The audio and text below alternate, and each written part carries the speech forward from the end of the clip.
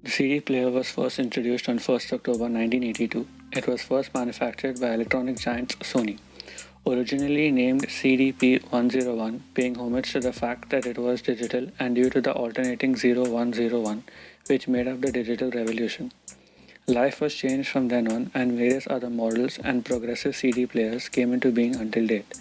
It was a complete departure from tapes and vinyls. The discs were first chosen to accumulate 74 minutes of storage. Why?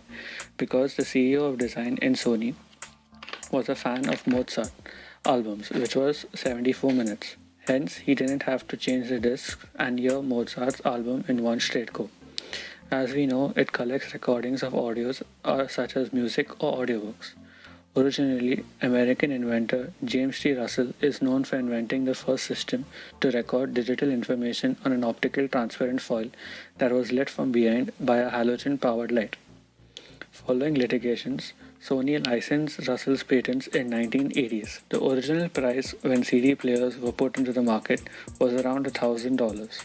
Even though it was costly, 400,000 CD players were sold in the United States between 1983 to 1984.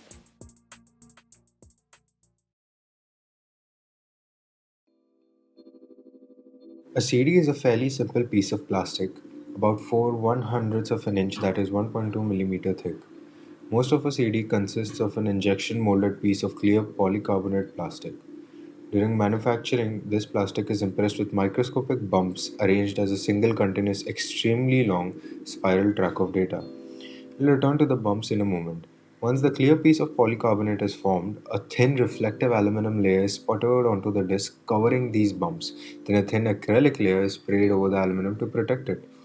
The label is then printed onto the acrylic. A cross section of a complete CD, which is not to scale, looks somewhat like this as shown in the presentation.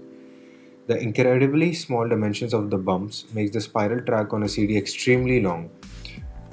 If you could lift the data track of a CD and stretch it out into a straight line, it would be around 0.5 micrometers and almost 5 kilometers long. The tracking system, as it plays the CD, has to continually move the laser outward. As the laser moves outward from the center of the disc, the bumps move past the laser faster. This happens because the linear or the tangential speed of the bumps is equal to the RPM of the disc, which is revolutions per minute.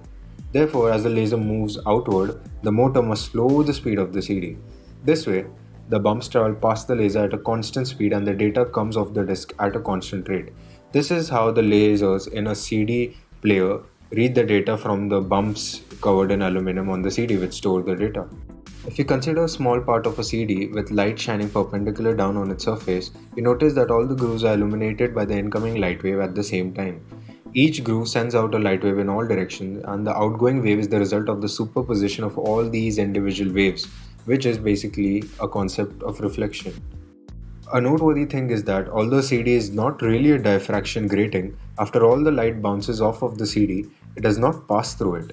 The CD acts like a diffraction grating because the reflected light undergoes constructive and destructive interference due to the special geometry of the CD's bottom surface.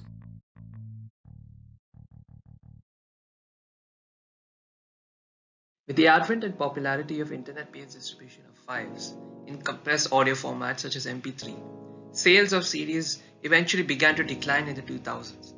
For example, between 2000 and 2008, major label CD sales declined overall by 20%.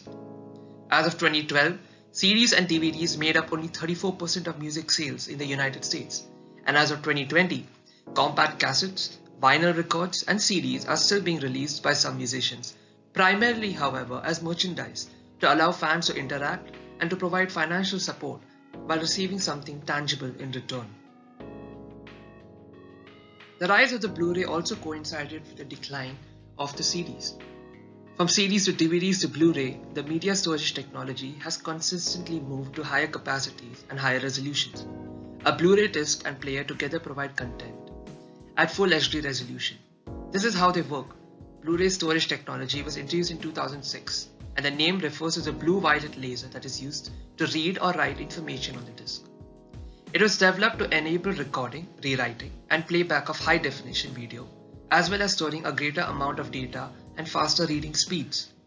The format offers more than 5 times the storage capacity of traditional CDs and can hold up to 25 GB on a single layer disc and 50 GB on a dual layer one. Major advantages of Blu-ray over the CD. The production cost of Blu-ray is lesser than that of a CD because the production materials are less in comparison. This also causes lesser production time taken. The Blu-ray disc uses violet blue laser with the improved lens specification, while a CD uses invisible infrared laser. This causes the focus to increase, thus helping in the recording of both small and high density bits. The wavelength used for Blu-ray discs is 400 nanometers. This decrease in wavelength helps in high density medium storage. The layer in a Blu-ray disc is very close to the laser lens on its player. Thus, the precision of the data displayed will always be higher with lesser distortion than a CD. The rise of Bluetooth was the final nail in the coffin. After the turn of the century, portable digital music players like Apple's iPod became popular. 3.5mm auxiliary input jacks in the car were the next best thing. Being able to play your own music at your own convenience completely replaced the need to fiddle with a CD holder and your favorite CDs. We may remember playing our favorite music or movies using a CD player. However, customers want more advanced and more capable storage devices. Thus, it is due to the advancement in technology that our CDs and CD players are no longer in demand and therefore considered as forgotten technology.